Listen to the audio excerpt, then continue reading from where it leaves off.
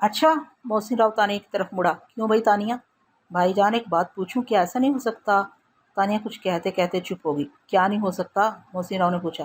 کہ انکل عامر ہماری خالہ فرزانہ کو معاف کر دیں۔ تانیہ نے انکل عامر کی طرف دیکھتے ہوئے کہا، ارے یہ کیا بات کر رہی ہو تم؟ فرزانہ نے کیا کیا ہے؟ انکل عامر پریشان ہو کر بولے، بہت عرصہ پہلے ان سے ایک قصور ہو گیا تھا جس کی انہوں نے آپ سے معافی بھی مانگ لی تھی، اور آپ نے انہیں معاف بھی کر دیا تھا، لیکن میں یقین سے کہہ سکتی ہوں کہ آپ نے انہیں آج تک معاف نہیں کیا ہے۔ یہ بات تم کس بنیاد پر کہہ رہی ہو؟ حالانکہ ایک وعدہ خلافی جو ان کی مجبوری تھی نے آپ کے دل میں گرا ڈال دی۔ یہ ٹھیک ہے کہ آپ نے آج تک شادی نہیں کی، لیکن پھر کبھی آپ نے خالہ سے شادی کی بات بھی نہیں کی۔ چھوڑو اس بات کو۔ انکل عامر کچھ الجھ سے گئے۔ یہ تم نے کیا شروع کر دیا؟ آپ یہ بات مان کیوں نہیں لیتے کہ آپ نے انہیں آج تک معاف نہیں کیا؟ یہ جھوٹ ہے، میں تو انہیں کب کا معاف کر چکا ہوں۔ اگر معاف کر چکے ہیں تو ان سے شادی کیوں نہیں کر لیتے؟ تانیہ نے بڑے سادہ سے انداز میں پیچیدہ بات کہہ دی۔ بے وقوف ہوئی ہو، اب میری عمر شادی کی ہے؟ واہ انکل، یہ کیا بات کہی ہے آپ نے؟ لوگ تو 70 سال کی عمر میں بھی شادی کر لیتے ہیں، آپ تو مشکل سے بھی 45 سال کے ہوں گے۔ جی نہیں، میری عمر اس وقت 53 برس ہے۔ یہی تو شادی کی صحیح عمر ہے، محسن راؤ نے بڑے یقین سے کہا۔ محسن مذاق چھوڑو، لوگ کیا کہیں گے؟ لوگوں سے ہم نے کیا لینا ہے؟ تانیہ تمہارا کیا خیال ہے، کیا فرزانہ مان جائیں گی؟ انکل عامر نے سوال کیا۔ نہ ماننے کی بھلا کیا وجہ ہو سکتی ہے؟ تانیہ نے مسکرا کر کہا۔ کیا تم نے ان سے بات کی ہے؟ انہوں نے پوچھا۔ انکل عامر، اس وقت آپ اپنی بات کریں، ان سے اقرار کروانا میری ذمہ داری ہے، پھر یہ ذمہ داری میری طرف سے بھی قبول کر لو۔ پلا کر انکل عامر نے ہتھیار ڈال دیے۔ انکل عامر، محسن راؤ نے نعرہ لگایا۔ زندہ باد، تانیہ نے نعرے کا جواب دیا۔ نعرے کی آواز سن کر خالہ فرزانہ کمرے میں داخل ہوئی اور حیران ہو کر بولی، ارے بھائی یہ کیا ہو رہا ہے؟ اوہ خالہ! تانیہ اتنی خوش تھی کہ اس نے ان کے اندر آنے کا انتظار بھی نہ کیا، دوڑ کر ان سے لپٹ گئی اور ان کا رخسار چوم کر بولی، خالہ شادی مبارک ہو۔ راہ احمد علی کرسی پر بڑی تمکنت سے بیٹھا تھا۔ اس کی گردن اکڑی ہوئی تھی، کمر اکڑی ہوئی تھی، پورا جسم اکڑا ہوا تھا، مونچھیں اوپر اٹھی ہوئی تھیں، ہاتھ میں چھڑی تھی، ہاتھ سیدھا تنا ہوا تھا۔ غرض اس کی کوئی چیز ایسی نہ تھی جس میں تناؤ نہ ہو، اکڑاؤ نہ ہو، اور ایسا کیوں نہ ہوتا؟ وہ اس کرسی پر بیٹھا ہوا تھا جس پر بیٹھ کر وہ انسان نہیں رہتا تھا۔ اس کے نزدیک ایک ملازم سر جھکائے ہاتھ باندھے کھڑا تھا۔ کمرے کا دروازہ کھلا ہوا تھا۔ کچھ دیر کے بعد ایک اور ملازم بڑے مؤدبانہ انداز میں اندر داخل ہوا اور نزدیک آ کر سر جھکا کر کھڑا ہو گیا۔ کیا خبر لائے ہو؟ راہ احمد علی نے بھاری آواز میں سوال کیا۔ سرکار، وہ سپیرا آیا ہے، سرخ موتی، ملازم نے مؤدبانہ انداز میں جواب دیا۔ اوہ کیا بے وقوفانہ نام ہے اس کا، سرخ موتی، بلاؤ اسے۔ جی بہتر سرکار۔ یہ کہہ کر وہ ملازم دروازے کے باہر نکل گیا۔ چند لمحوں کے بعد ہی واپس آیا تو وہ اکیلا نہ تھا، اس کے ساتھ ایک اور شخص تھا۔ وہ بڑی لاپرواہی سے چلتا ہوا اندر آیا۔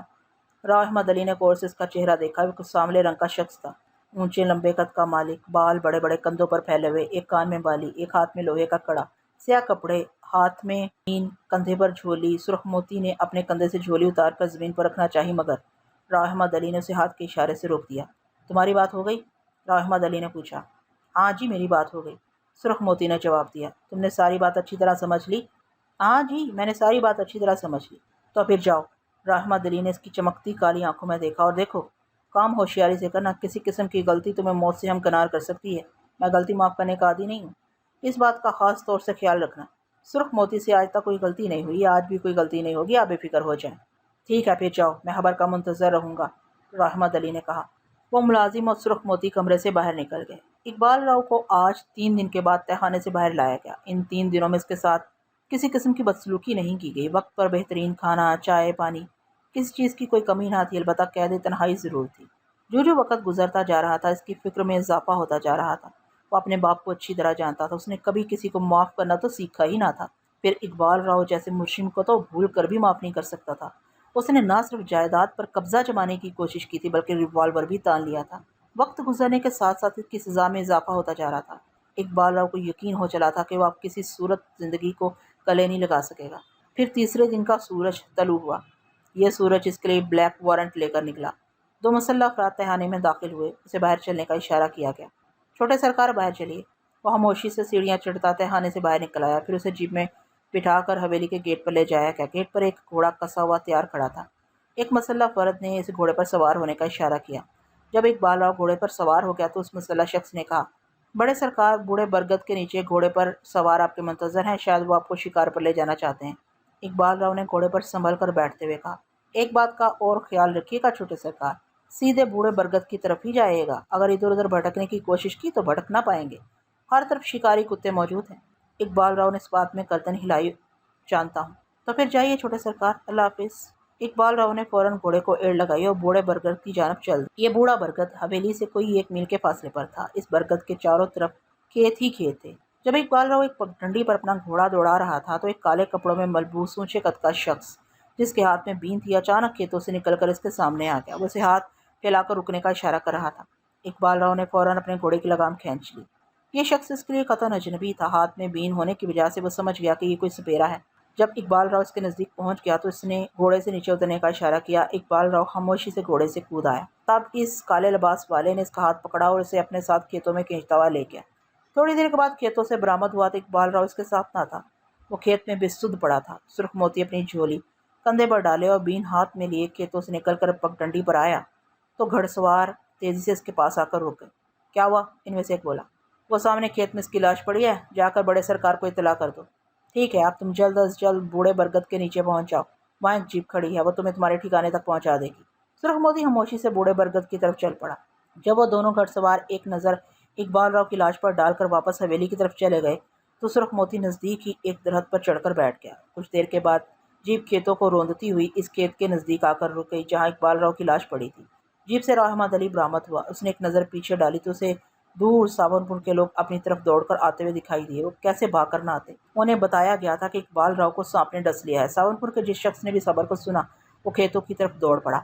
راؤ احمد علی نے اطمینان کا سانس لیا اور اس کھیت میں داخل ہو گیا جہاں اقبال کی لاش پڑی تھی۔ اور ابھی راؤ احمد علی نے میرے بیٹے کہہ کر بیان شروع ہی کیا تھا کہ وہ لاش بڑی تیزی سے اٹھ کر کھڑی ہو گئی۔ اس لاش کے ہاتھ میں ایک چمکتی ہوئی کلہاڑی تھی۔ اقبال راؤ کو زندہ اور اس کے ہاتھ میں چمکتی ہوئی تیز دھار کی کلہاڑی دیکھ کر راؤ احمد علی کی سٹی گم ہو گئی۔ وہ تو بڑا خوش لمبے لمبے ڈگ بھرتا کھیت میں پہنچا تھا۔ بس اس ڈرامے کا آخری سین رہ گیا تھا۔ اس سین کو اس نے ساون کی رعایا کے سامنے پیش کر کے اپنے فن کی داد لینا تھی، لیکن یہاں تو معاملہ ہی الٹا ہو گیا تھا۔ راؤ احمد علی نے حسب معمول عیاری دکھاتے ہوئے کچھ اس طرح کی منصوبہ بندی کی تھی کہ سانپ بھی مر جائے اور لاٹھی بھی نہ ٹوٹے، اقبال راؤ کو موت سے ہمکنار کر دیا جائے اور اس قتل کا الزام بھی اس کے سر نہ آئے۔ ایک سپیرے کو بھاری رقم دے کر اچھی طرح سمجھا دیا گیا کہ کیسے کرنا ہے اور کیا کرنا ہے۔ پھر اقبال راؤ کو جھوٹ بول کر سر مقتل بھیجا گیا۔ سپیرے نے کھیتوں سے نکل کر اسے روکا اور ہاتھ پکڑ کر اسے دوبارہ کھیت میں لے گیا۔ اس سپیرے نے جسے اس کے قتل پر مامور کیا گیا تھا، اس نے ساری صورتحال صاف صاف بتا دی کہ کچھ دیر کے بعد یہاں کیا ڈرامہ ہونے والا ہے۔ اقبال راؤ کو اپنے قتل کے منصوبے کے انکشاف پر کوئی حیرت نہ ہوئی۔ وہ یہ بات اچھی طرح جانتا تھا کہ اس کا سفاک باپ اسے کبھی زندہ نہیں چھوڑے گا اور قتل بھی اس طرح کرے گا کہ وہ صاف بچ کر نکل جائے، لہٰذا اس کا یہ منصوبہ بے داغ تھا اور اسے معصوم ثابت کرنے کے لیے لاجواب تھا۔ اقبال راؤ کو حیرت اس بات پر ہوئی کہ اس پیرے نے بھاری رقم لے کر کیوں پلٹا کھایا، اس نے اس منصوبے کا انکشاف کیوں کیا۔ جوگی ایک بات بتا، میرے باپ نے تو اپنی فطرت کے مطابق جو کچھ کیا ٹھیک کیا، لیکن تو نے رقم لینے کے باوجود وعدہ خلافی کی، آخر اس کی وجہ کیا ہے؟ اقبال راؤ نے پوچھا۔ وہ کالے کپڑوں والا سپیرا اس کا سوال سن کر مسکرایا۔ اس کی مسکراہٹ بڑی پرکشش تھی۔ اس نے کہا، اقبال راؤ، پہلی بات تو یہ ہے کہ میں وہ سپیرا نہیں ہوں جس نے رقم وصول کی ہے۔ وہ سپیرا تو اپنی جھوپڑی میں مرا پڑا ہے۔ ویسے بھی راؤ احمد علی نے تمہارے قتل کے بعد اسے مروا دینا تھا۔ رہ گئی یہ بات کہ میں نے تمہیں اس سازش سے کیوں آگاہ کیا، اس کے پیچھے ایک راز ہے۔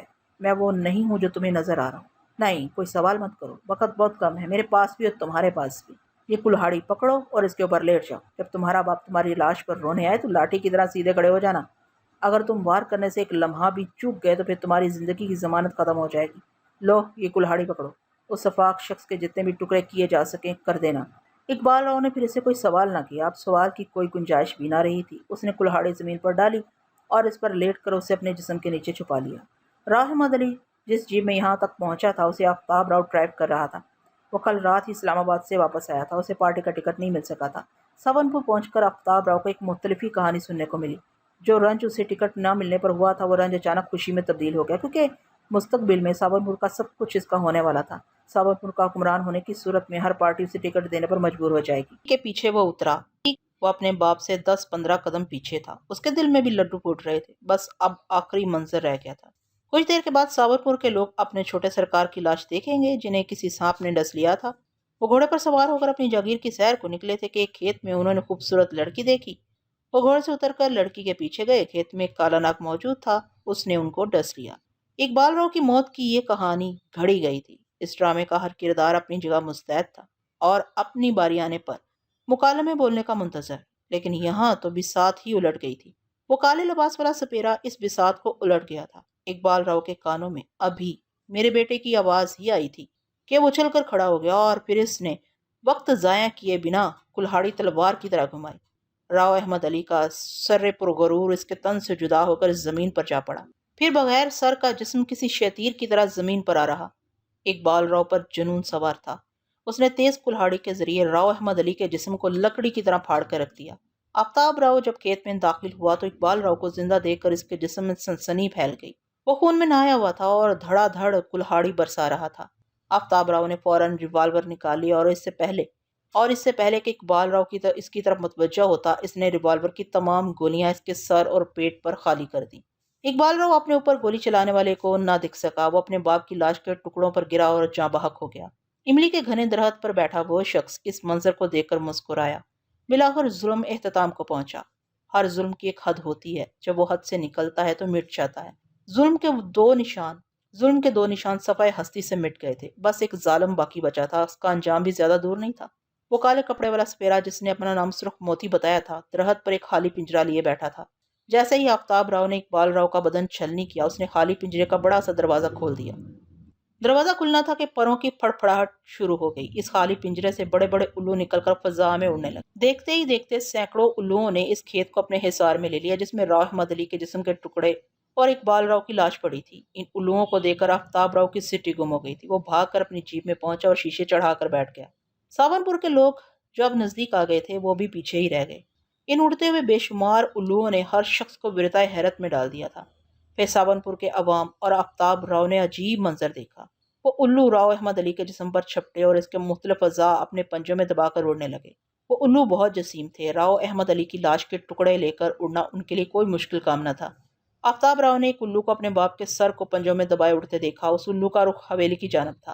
آفتاب راؤ نے اسے کچھ دور تو اڑتے دیکھا، پھر وہ اچانک ہی نظروں سے اوجھل ہو گیا۔ یہی حال دوسرے الوؤں کا بھی ہوا۔ وہ جس تیزی سے نمودار ہوئے تھے، اسی تیزی سے غائب ہو گئے۔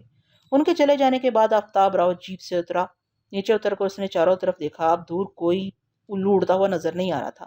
وہ بھاگ کر کھیت میں پہنچا۔ اقبال راؤ کی لاش موجود تھی، لیکن ان الوؤں نے اس کا حال کچھ اس طرح کر دیا تھا کہ وہ پہچانی نہیں جا رہی تھی، اور راؤ احمد علی کے جسم کا ایک ٹکڑا بھی زمین پر موجود نہ تھا۔ وہ گدھ الو اس کے اعضاء کو جانے کہاں لے اڑے تھے، اور گھنی املی پر بیٹھا وہ کالے لباس والا وہ سرخ موتی بھی غائب ہو چکا تھا۔ اب درخت پر نہ جھولی تھی، نہ بین تھی، اور نہ خالی پنجرا تھا۔ اعتبار راؤ عموماً سیکنڈ شو شروع کروا کے سینما سے اٹھ جاتا تھا۔ آج صبح سے اس کی طبیعت کچھ عجیب سی ہو رہی تھی۔ ایک بےقلی اور بے چینی کسی کیفیت اس پر طاری تھی، لہٰذا وہ فرسٹ شو شروع ہوتے ہی سینما سے اٹھایا تھا۔ 7 بجے تک وہ اپنے گھر پہنچ گیا تھا۔ اس نے ایک نیا ملازم رکھ لیا تھا۔ یہ ایک ادھیڑ عمر کا تجربہ کار شخص تھا۔ یہ پہلے جن لوگوں کے پاس تھا، وہ فیملی مستقل امریکہ شفٹ ہو گئی تھی۔ اس ملازم کو اعتبار راؤ نے ان سے مانگ لیا تھا۔ اس طرح اس ملازم کا مسئلہ بھی حل ہو گیا تھا، اور وہ لوگ بھی مطمئن ہو گئے تھے کہ ان کا ملازم جو ان کے گھر کے فرد کی طرح تھا، ایک ایسے شخص کے پاس چلا گیا تھا جو اسے گھر کے فرد ہی کی طرح رکھے گا۔ اس ملازم کا نام مجید تھا، لیکن سب اسے مجو میاں کہتے تھے۔ مجو اس وقت کھانا تیار کرنے میں لگا تھا۔ اس نے گیٹ کھولا تو اعتبار راؤ خاموشی سے اپنے بیڈ روم میں چلا گیا اور بستر پر نڈھال سا ہو کر پڑ رہا۔ اعتبار راؤ کو خاموش دیکھ کر مجو اس کے پیچھے پیچھے گیا۔ جب وہ بے سود ہو کر بیڈ پر لیٹ گیا تو مجو نے دھیرے سے پوچھا، سر جی آپ کی طبیعت تو ٹھیک ہے نا؟ نہیں مجو، کچھ گڑبڑ ہے۔ تم ایسا کرو، چائے بنا لاؤ۔ سر جی اگر آپ کو تھکن محسوس ہو رہی ہے تو جوس نہ دے دوں؟ مجو نے تجویز پیش کی۔ نہیں بھائی، مجھے چائے چاہیے۔ ٹھیک ہے سر جی۔ یہ کہہ کر باہر جانے لگا تو گھر کی بیل بجی۔ مجو دیکھو کون ہے دروازے پر۔ اعتبار راؤ نے سیدھا ہو کر لیٹتے ہوئے کہا۔ مجو تھوڑی دیر کے بعد اندر آیا، بولا، سر جی گاڑی میں ایک بیگم صاحبہ بیٹھی ہیں، وہ کہتی ہیں ساون پور سے آئی ہیں اور اپنا نام کامنی بتاتی ہیں۔ کامنی؟ اعتبار راؤ بستر سے کچھ اس طرح اٹھا جیسے اسے کسی بچھو نے کاٹ لیا ہو۔ پھر وہ تیزی سے اٹھ کر باہر پہنچا۔ جیپ میں واقعی کامنی ہی تھی۔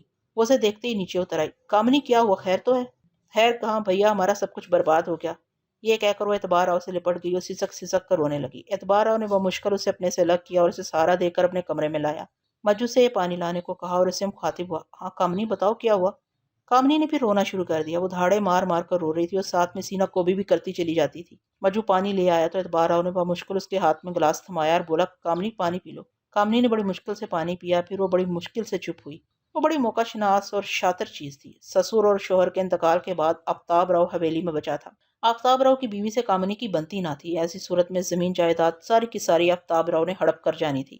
کامنی نے اعتبار راؤ کو پرکھ لیا تھا۔ وہ ایک درویش صفت انسان تھا، لالچ، حرص و ہوس سے کوسوں دور، بے نیاز اور قناعت پسند۔ اب وہی اسے انصاف مہیا کر سکتا تھا۔ اعتبار راؤ سے اگرچہ کامنی اور اقبال راؤ نے مل کر اس کی جائیداد حسم کرنے کے دستخط کروا لیے تھے، اس کے باوجود کامنی کو امید تھی کہ وہ جب آنسو بہا کر اس کے قدموں میں گرے گی تو یقیناً اسے معاف کر دے گا۔ اس لیے وہ سیدھی ساون پور سے لاہور چلی آئی تھی۔ وہ اپنا دکھ بیان کر کے اس کی ہمدردی سمیٹ لینا چاہتی تھی، اور ہوا بھی یہی۔ وہ اپنی شاطرانہ چال چل کر اس کی ہمدردی سمیٹنے میں کامیاب ہوگی۔ ساون پور سے وہ ایک بڑی اور بری خبر لے کر آئی تھی۔ اعتبار راؤ کا باپ اور بھائی دونوں ایک ساتھ ہی چل بسے تھے۔ یہ ایک پاگل کر دینے والا حادثہ تھا، لیکن اعتبار راؤ نے جب دونوں کی موت کے بارے میں سنا تو اس کے چہرے سے ذرا سا بھی دکھ ظاہر نہ ہوا۔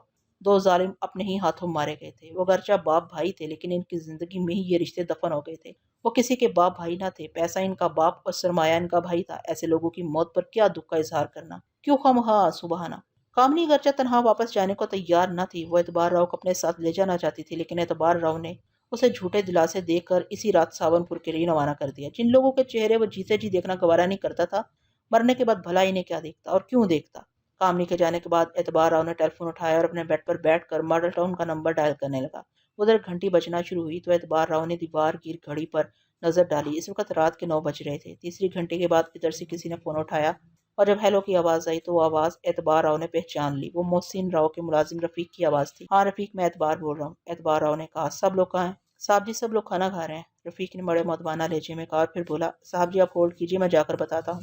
ٹھہرو رفیق، میری بات غور سے سنو، میں فون بند کر رہا ہوں، آدھے گھنٹے کے بعد دوبارہ کروں گا۔ تم نے ہرگز میرے فون کے بارے میں نہیں بتانا، میری بات سمجھ گئے نا؟ جی صاحب سمجھ گیا، رفیق نے کہا۔ رفیق نے کھانے کے دوران نہ تو بتایا، لیکن جیسے ہی لوگ کھانے سے فارغ ہوئے تو اس نے تانیہ کو ساری صورتحال سے آگاہ کر دیا۔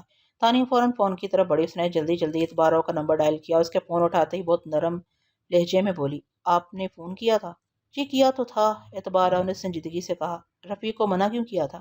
آخر آپ اتنی غیریت کیوں برتتے ہیں؟ کیا میں کھانا چھوڑ کر آپ کا فون بھی نہیں سن سکتی؟ تانیہ کے لہجے میں شکایت تھی۔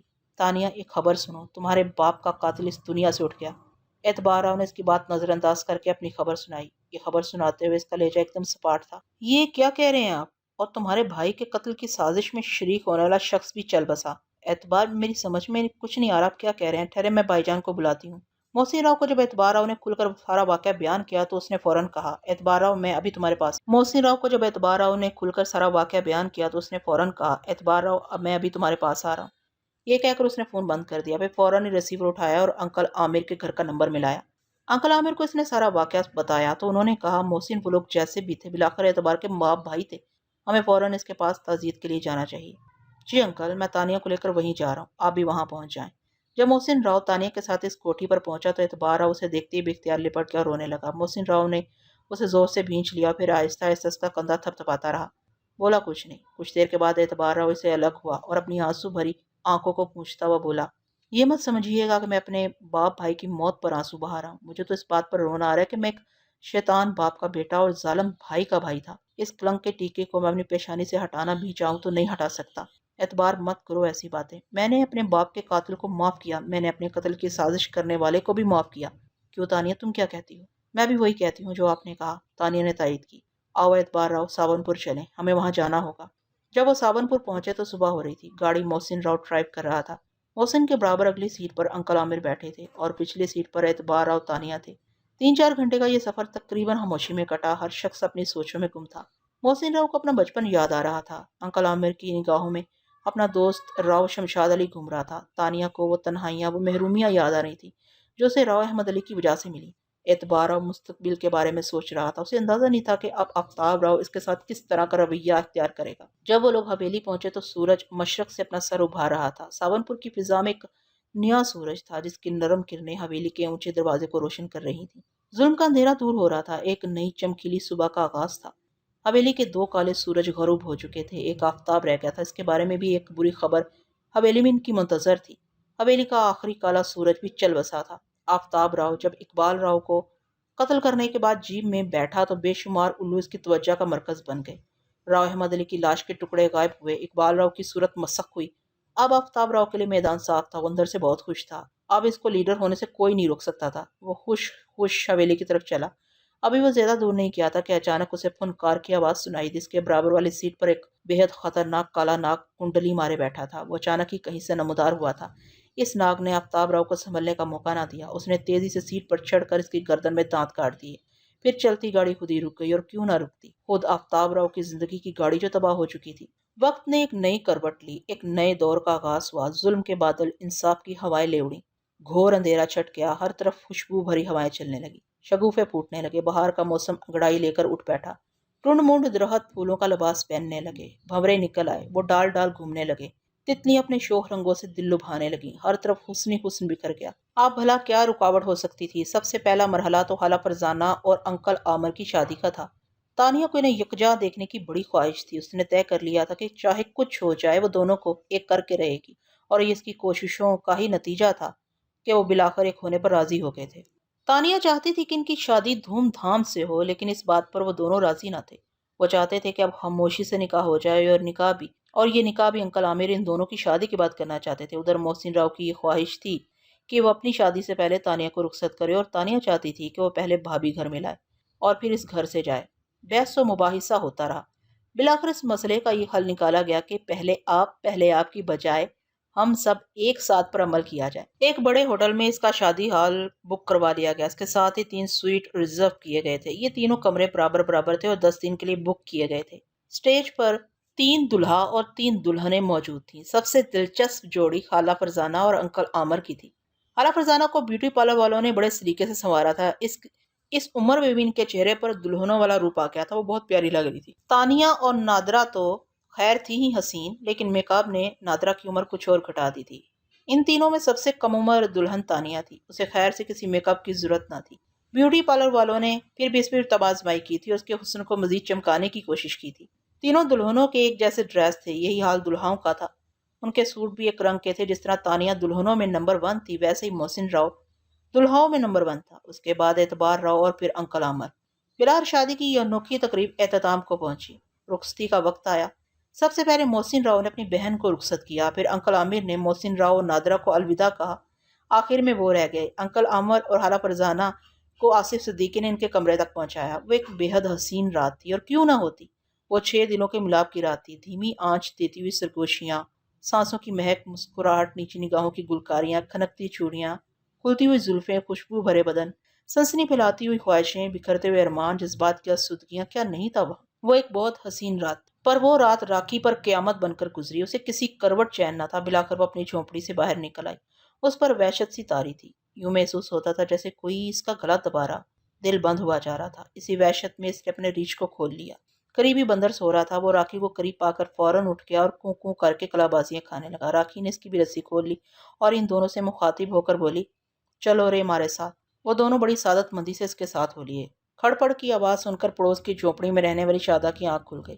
وہ اتنی رات کے راکھی کو اپنے جانوروں کے ساتھ نکلتے دیکھ کر حیران رہ گئی۔ وہ فوراً اٹھ کر باہر آئی اور راکھی سے مخاطب ہو کر بولی، ری کا جاوے ری راکھی، اتنی رات ماں؟ کہیں نہیں موسی، تو سو جا۔ راکھی نے بے نیازی سے جواب دیا۔ ارے پھر بھی کچھ بتا تو۔ موسی شادہ فکر مند ہو گئی۔ کیا بتاؤں موسی، مجھے تو خود بھی کچھ معلوم نہیں، راکھی پر جانے کیا بیت رہی تھی۔ ری تو پگلی ہوئی ہے کا؟ موسی شادہ نے اسے ڈانٹا۔ ہاں موسی، پاگل ہو گئی ہوں، میں جا رہی ہوں موسی، مجھے اب مت ڈھونڈنا، میں کسی کے ڈھونڈے سے نہیں ملوں گی، اس نے لرزتی آواز میں کہا۔ یہ کہتے ہوئے اس کا گلا رند گیا۔ پھر وہ رکی نہیں، اپنے ریچھ اور بندر کے ساتھ چل پڑی۔ اسے نہیں معلوم تھا کہاں جانا ہے، بس قدم اٹھ رہے تھے اور وہ چلی جا رہی تھی، جانے وہ کب تک چلتی رہی۔ اسے کچھ ہوش نہیں تھا، دل پر وحشت آ رہی تھی اور وحشی دل اسے لیے جاتا تھا۔ اب وہ اپنی بستی سے بہت دور نکل آئی تھی اور ریل کی پٹری کے ساتھ ساتھ چلی جاتی تھی۔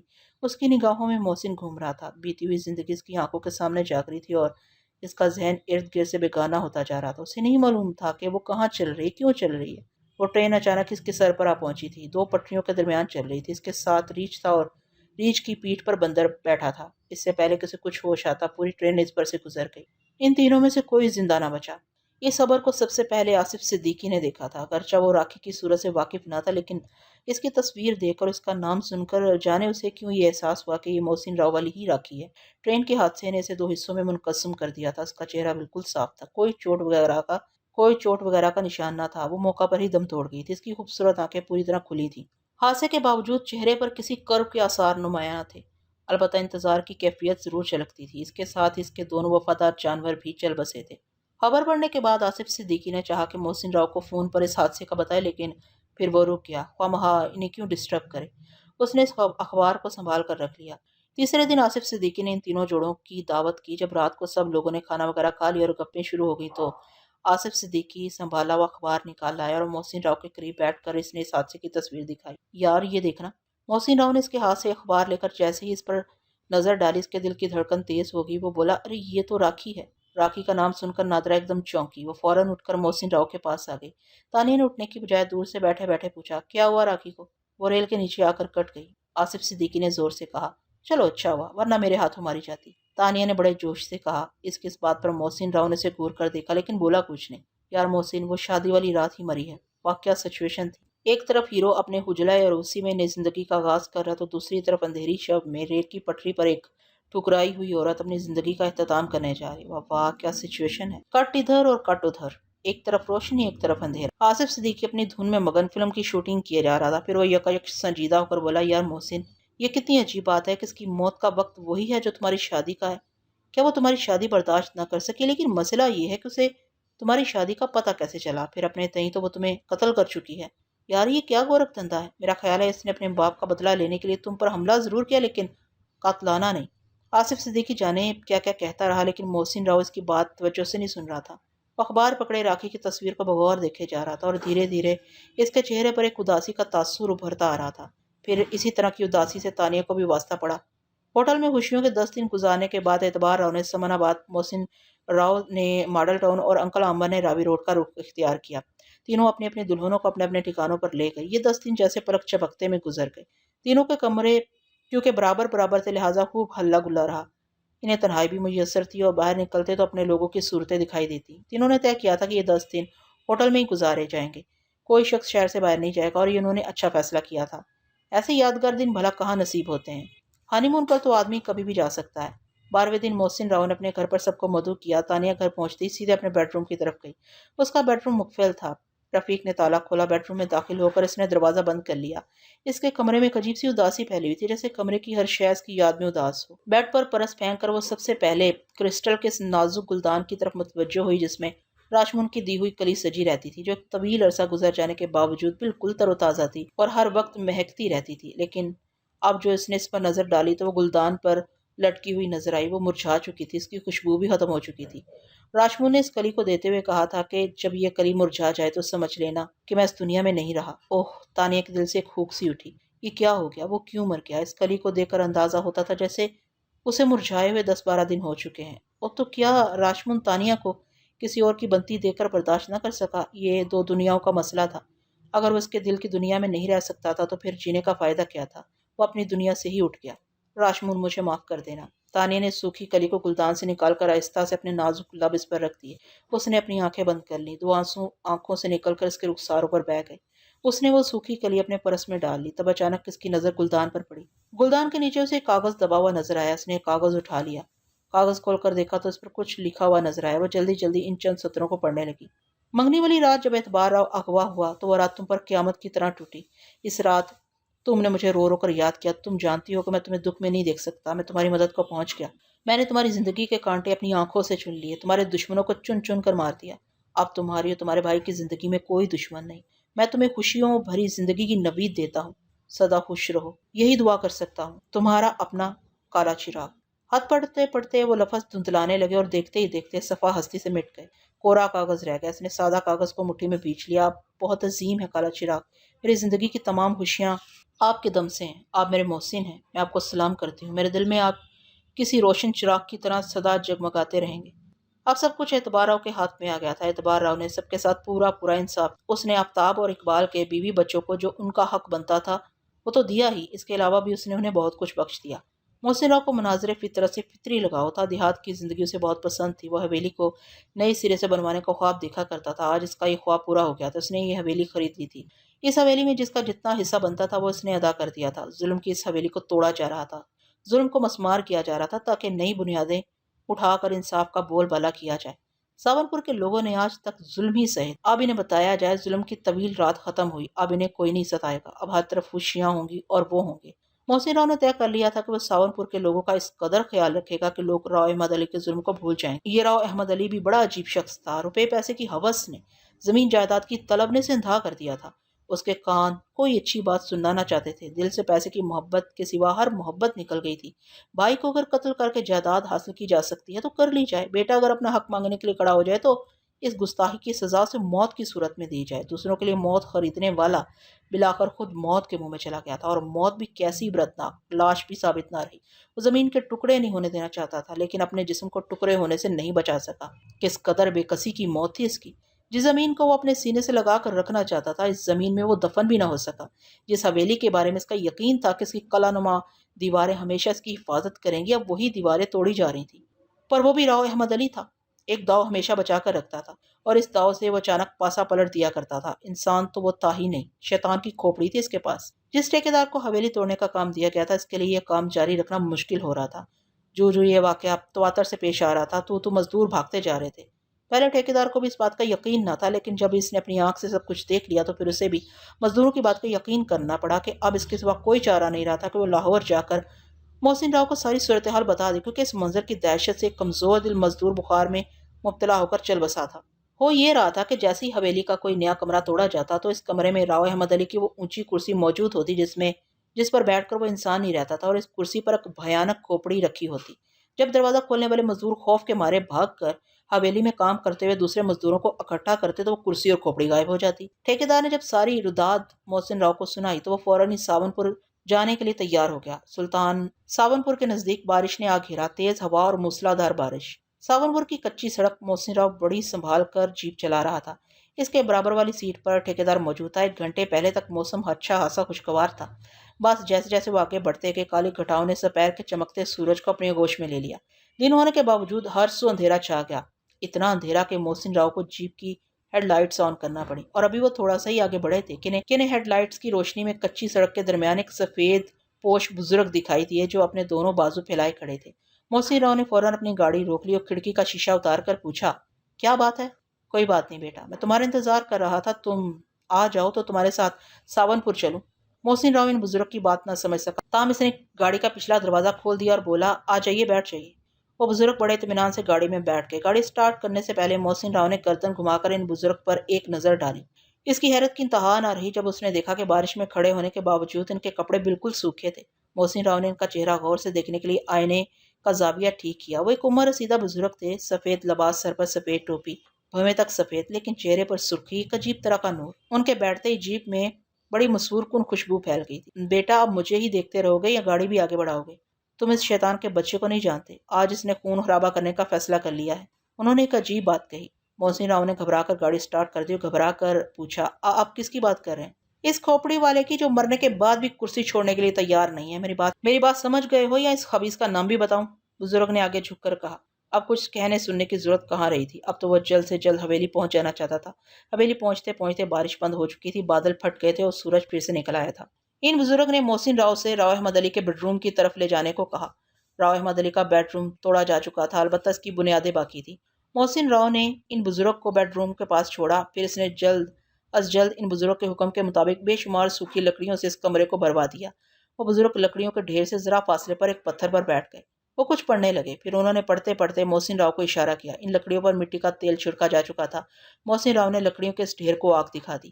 دیکھتے ہی دیکھتے آگ کے شعلے آسمان سے باتیں کرنے لگے۔ حویلی سے شعلے اٹھتے دیکھ کر ساون پور کے لوگ حویلی کی طرف بھاگنے لگے۔ پھر محسن راؤ نے ایک عجیب منظر دیکھا۔ اس نے ایک کرسی آگ کے شعلوں پر اترتی دیکھی۔ اس کرسی پر ایک بھیانک کھوپڑی رکھی ہوئی تھی۔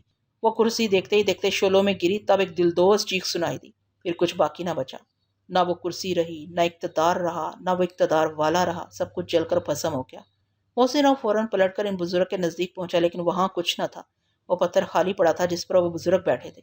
بعد میں لاہور پہنچ کر جب محسن راؤ نے پورا واقعہ تانیہ اور اعتبار راؤ کو سنایا تو تانیہ نے ان بزرگ کا حلیہ پوچھا۔ محسن راؤ نے ان کا حلیہ پوری تفصیل سے بتایا۔ ان بزرگ کا حلیہ سننے کے بعد تانیہ خوشی سے چیخی، ارے وہ تو دادا اعظم تھے!